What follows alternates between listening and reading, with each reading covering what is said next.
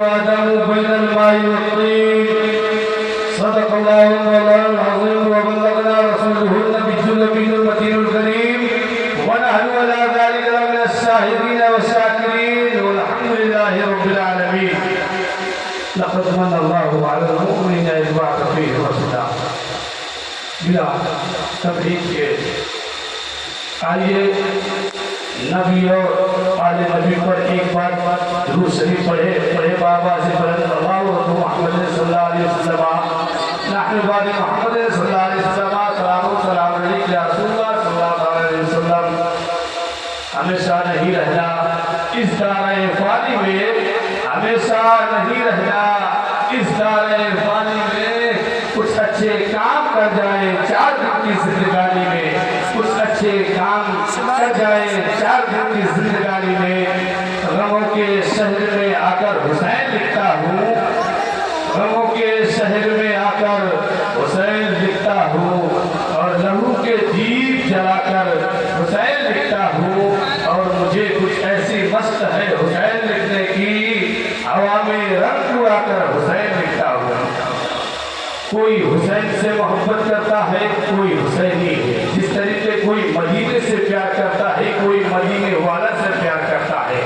بڑے بڑے قلمگار آئے، بڑے بڑے رائٹر آئے، لیکن جس نے اپنے قلم، بڑے بڑے قلمگار آئے، اپنے قلم کو اٹھایا، اس نے جس کو جس سے پیار تھا وہ اس کی تحریر لکھتے ہوئے نظر آیا. جس کو جس سے پیار تھا وہ اس کی عقیدت کرتے ہوئے نظر آیا. کسی نے قلم اٹھایا تو اس نے پیش کی اپنی کہ آگرے کا تاج محل آیا.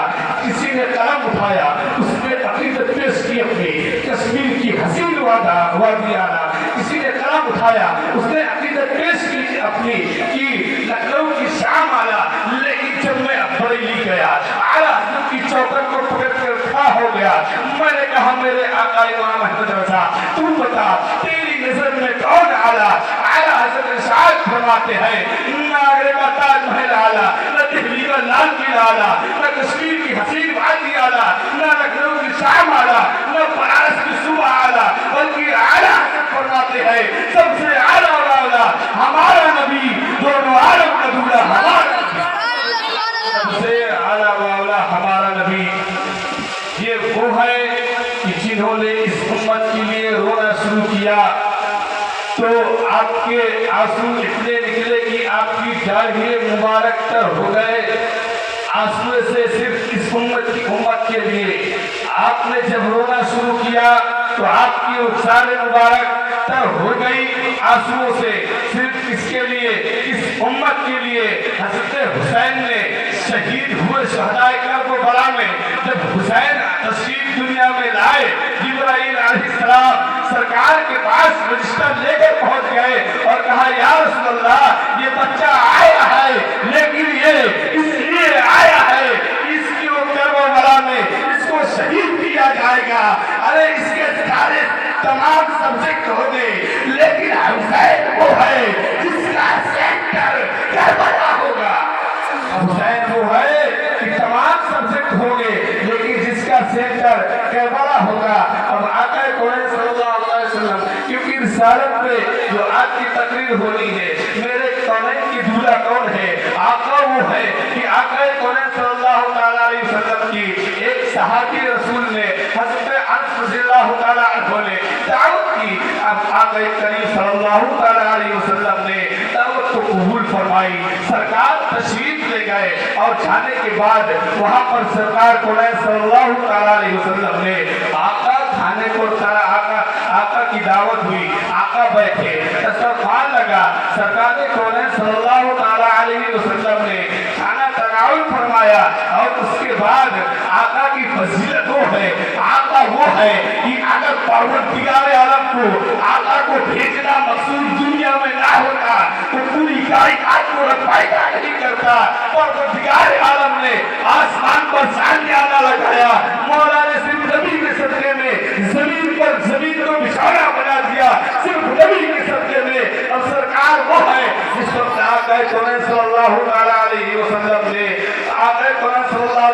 نے دعوت قبول کی.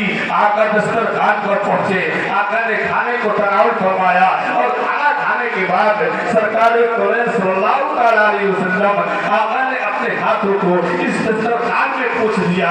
अब दस्तरखान कपड़े का है, उसमें क्या हुआ, उसमें निशान लग गए, उसमें क्या हुआ, उसमें दाग लग गए। लेकिन आका सल्लल्लाहु अलैहि वसल्लम इरशाद फरमाते हैं, आइना अनस बोले रब्बैका या रसूलल्लाह, सरकार मैं हाजिर हूँ।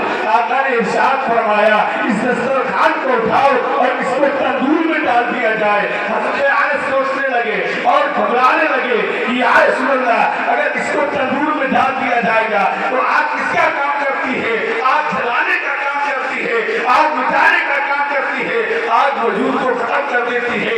लेकिन जिस वक्त आका ने इरशाद फरमाया, जिस वक्त सरकार सल्लल्लाहु अलैहि वसल्लम ने इरशाद फरमाया इस दस्तरखान को तंदूर में डाल दिया जाए, हज़रत अनस गए और उस दस्तरखान को लेते हैं और उसको तंदूर में डाल देते हैं और डालने के बाद सरकार इरशाद फरमाते हैं, आइना अनस पहुंचे लब्बैक या रसूलल्लाह, सरकार मैं हाजिर हूँ। आका ने इरशाद फरमाया, अब जिस दस्तरखान को आग में डाला गया है, भाई आग में किसी चीज को डाला जाएगा तो आग उस चीज का वजूद खत्म कर देगी। लेकिन जब उसको आग में डाल दिया गया, आका ने इरशाद फरमाया, हज़रत अनस आते हैं, अब आका इरशाद फरमाते हैं, अनस दस्तरखान को जिसको तंदूर में डाला था अब उसको निकाल के ले आए। अब बताइए आग काम सिर्फ जलाने का करती है। हज़रत अनस सोच रहे हैं और सोचते सोचते इस वक्त तंदूर के पास पहुंचते हैं, उसमें आग बहुत फेंकती होती है, उसमें आग जलती होती है।